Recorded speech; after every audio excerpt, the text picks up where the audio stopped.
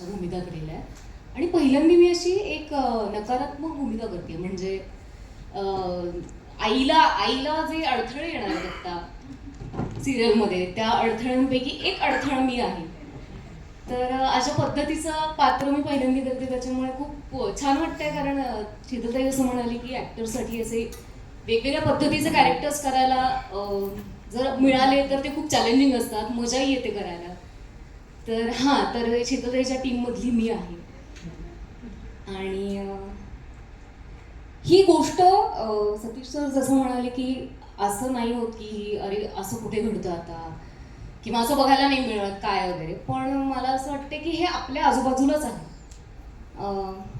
मला खूप रिलेट होणारी गोष्ट आहे ही शारदाची, माझं आईचं जे कॅरेक्टर आहे. कारण माझी आई खूप दिसते मला कॅरेक्टरमध्ये.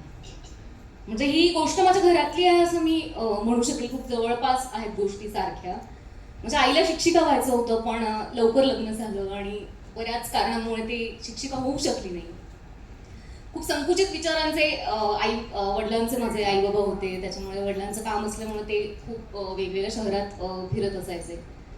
पण माझी आईने हे कुटुंब सर जसं म्हणाले की ते काय सांभाळून घेणारी जी बाई असते ती माझी आई आहे. आणि मुलींचं शिक्षण केलं, मुलींना वाढवलं, वेगवेगळ्या क्षेत्रात टाकलं.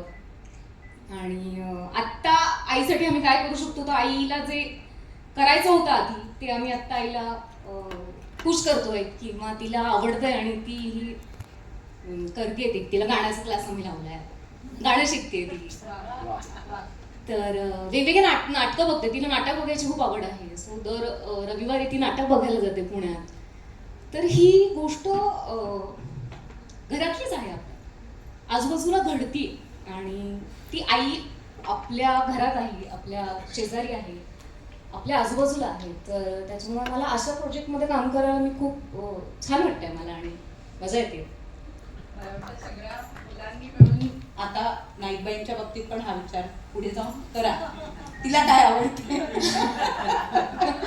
ते शिकायला तिला मिळू दे. नमस्कार, मी दक्षता जोईल. आमच्या लाडक्या नाईकबाई या मालिकेत मी मृण्मयीची भूमिका करते. मी माझ्या कॅरेक्टरची एक लाईन सांगेन की जे प्रेक्षकांना मालिका बघताना वाटणार आहे ते मी येईन. म्हणजे आपल्याला नेहमी असं वाटत असतं की ही का नाही बोलत, तिला अगं बोल ना, की हे असंच असं, ते सगळं मी करणार आहे.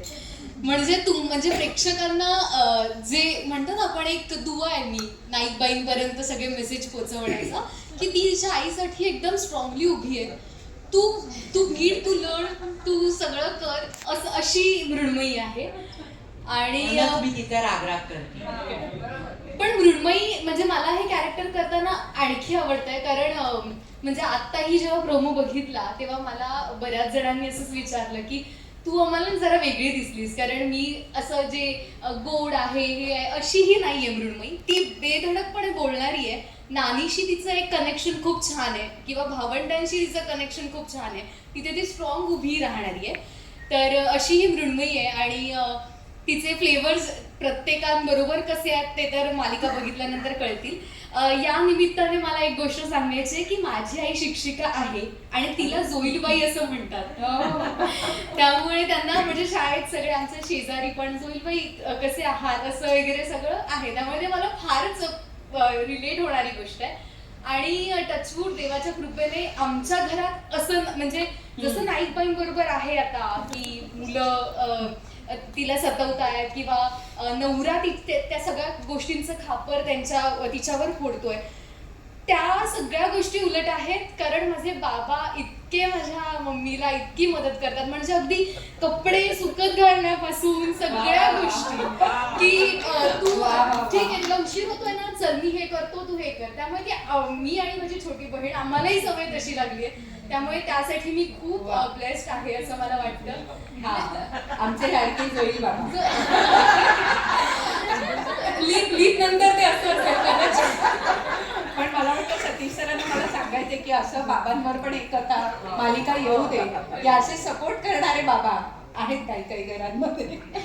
तर मला वाटतं अशी ही मालिका पुढे मागे यायला हरकत नाही. पण कसं असतं ना की ह्या सगळ्यामध्ये लाडबाई असतातच. आणि मग त्या त्रास देतातच. काय म्हणणं आहे मॅडम यांचं याच्यावर?